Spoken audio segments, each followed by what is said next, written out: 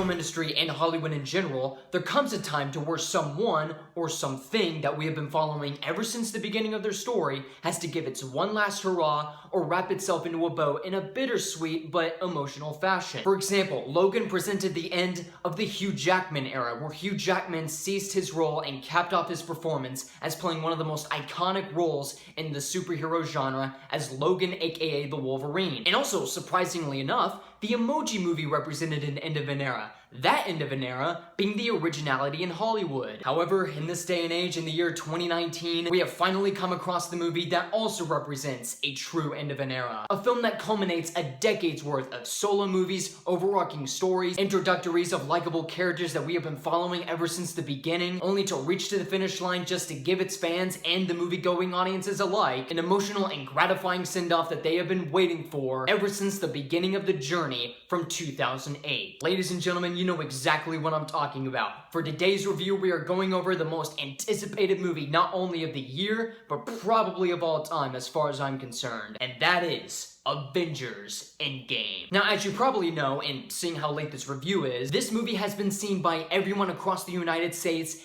and in worldwide, breaking record after record in the box office. On its opening weekend alone, it has made $1.3 billion worldwide. It's a movie so big that it has James Cameron's Avatar running into the hills. In all seriousness, I hope this movie beats out Avatar in the box office, which I dearly hope happens, unless Aladdin spoils all the fun. But my point is, seeing how big this movie is and seeing how virtually almost everyone has seen it already, regardless, I am still going to give this movie a minor spoiler warning, while at the same time not giving the entirety of the movie away. Because in order to review a movie like Avengers Endgame, you're gonna have to include some minor spoilers into the mix. So with that being said, let the Endgame review begin. In Avengers Endgame, it takes moments after Avengers Infinity War, where Thanos, played by Josh Brolin, managed to grab all 6 Infinity Stones, put it on the gauntlet, and snapped his fingers, and manages to annihilate not only half of humanity on Earth, but the entire half of the rest of the universe, while of course leaving Earth's mightiest heroes in agonizing and crushing defeat. 5 years have passed, and the entire world is still in a grim and depressive state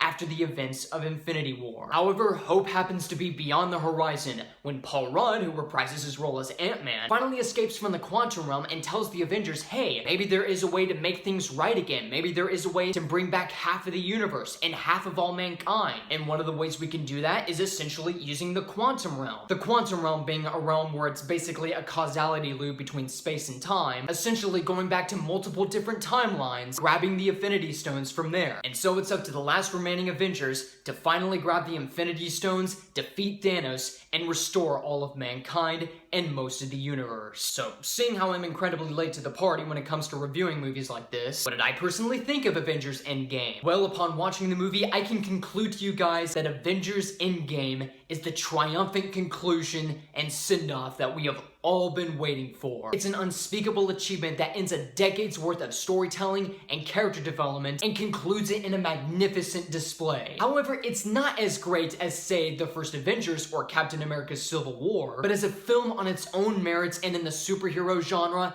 Avengers Endgame is truly one for the ages. How, you may ask? Well, for starters, let's talk about the performances. The performances in this movie are inarguably fantastic. There is not a single solitary actor in this movie that deliberately phones it in. Robert Downey Jr. quite possibly delivers his best performance that I have ever seen from Iron Man since Captain America's Civil War, essentially giving his performance and his character emotional resonance, as well as being in an overwhelmed but determined state to where every time you see him on screen, he just simply commands the movie. And in my book, it's probably the best performance in the whole movie. Chris Evans as Captain America maintains the same amount of charisma, courage, and likability. Chris Hemsworth does an effective job as Thor. Jeremy Renner surprisingly delivers a truly emotional performance as Hawkeye, and even some of the rest of the Avengers and supporting characters deliver truly remarkable performances as well. And despite the numerous reports of actors like, Chris Evans, Robert Downey Jr., Chris Hemsworth, there's no sense of denying how satisfying it is to see these actors who have played their characters in their original film give it one last hurrah. And while the rest of the heroes deliver sufficient performances, Josh Brolin as Thanos knocks it out of the the park yet again. Thanos was one of the biggest surprises that we have ever seen from a superhero villain, and he was one of the biggest selling points in Avengers Infinity War. He was intelligent, he was dark, he was methodical, he was doing whatever it takes to make ends meet, and he truly delivers a satisfying performance as one of the greatest villains of not only any superhero movie, but any movie in general. But with Endgame, this version of Thanos might be a bit different from what we have witnessed in Infinity War, with the Endgame version being more direct and ruthless. He still maintains the same motivation as displayed in the predecessor, and it's such a relief that they made Thanos much more consistent in a way that we still find him a menace to be reckoned with. One of the things I have to accolade this movie for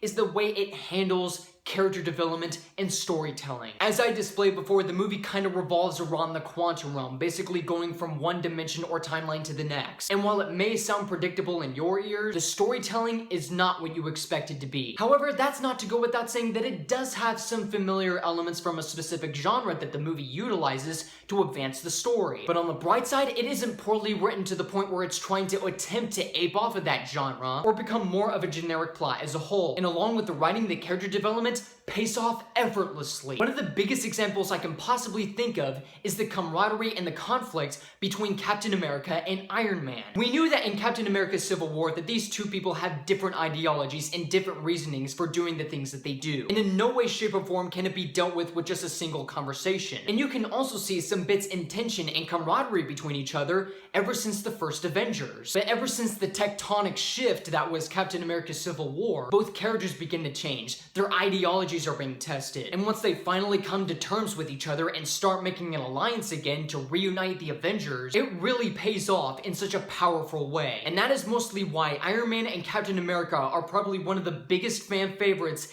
in terms of the entire story structure in the Avengers, because of the sense of conflict and camaraderie and ideologies that they have in exchange with each other. There are also emotional elements like scenes with Hawkeye and Black Widow, which probably deliver one of the most emotional highlights in the movie, where you can definitely see that they cannot afford to lose each other in their friendship, even when it takes trying to get an Infinity Stone. And another interesting turn that people kind of had a little controversy around, it has to do with Thor. In Avengers Infinity War, the Russo brothers made Thor the most broken human character possible, and have the audience deliver a standing ovation when he teleports into Wakanda to fight Thanos' army. This time in Endgame, his turn is a bit more interesting, to the point where people mostly find him to be just a comedy relief just for the sake of it, and essentially ruining his character that was basically set up in Avengers Infinity War. And I can definitely see some of the complaints that are being given, but with all intents and purposes, in my perspective, I actually didn't mind it. In fact, I actually kind of enjoyed it. But let's just say that it kind of made sense to me in regards to the events that happened after Infinity War, and even the beginning of Endgame. The visual effects are inarguably fantastic, mostly because of how they were modified and composited a little bit better than the visual effects of the mediocrity personified movie known as Captain Marvel. When it comes to the alien ships, the motion capture of Thanos, and even in scenes where people are fighting each other, and I'll get to that in a moment. The bottom line is the visual effects are a far more improvement from Marvel's previous film, and they are indeed a wonder to behold when you're watching it on the big screen, even in IMAX. One of the two things that have surprised me the most from any Marvel movie is the score and the cinematography. As I was watching this movie, I was in a loss for words for how truly good the score is. While in some Marvel movie scores that there are a bit upbeat and kind of generic, sounding like it was made by any other exchangeable composer, but Alan Silvestri's score in Avengers Endgame shows no remorse, especially when one of the best tracks basically involve dark, somber, depressing moments when it comes to character interactions, moments in the beginning, and even moments in the final act of the film. And I'm also proud to say that for a guy who really wanted to see some good cinematography in a superhero movie, this certainly delivers the goods. There really isn't a single shot that is misplaced throughout the whole movie. There are so many shots that you can pinpoint and go, that looks like something I would like to have on my desktop wallpaper. Or that looks like something that should absolutely go into a museum. Or hey, this should be something that should be remembered for days on end. Practically one of my favorite shots basically involves the climax of the movie, and I can't quite give it away, I can't quite tell you what it is, but just the scale, the color palette, and the lining of the shots is so perfect that my jaw nearly dropped as I was watching it. And speaking of jaw dropping, the action scenes, and even the final act of the movie, it's legendary. This movie takes everything we wanted out of a Marvel movie and so much more, giving their characters moments to shine, an exchange and back and forth in the camaraderie between characters as they are fighting the opponent. It is everything you wanted and so much more out of a superhero action set piece, and not only that, but the final act of the movie has one of the most legendary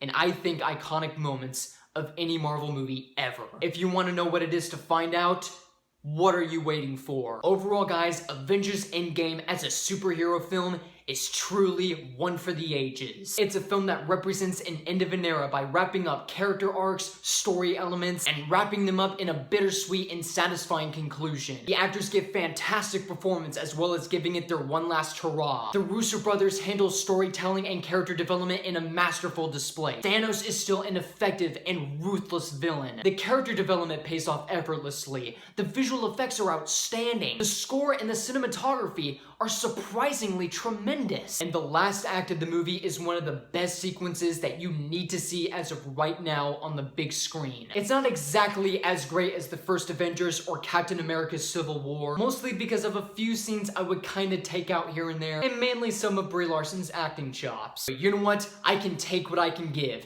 And what else can I give to Avengers Endgame than nothing more than a 5 out of 5.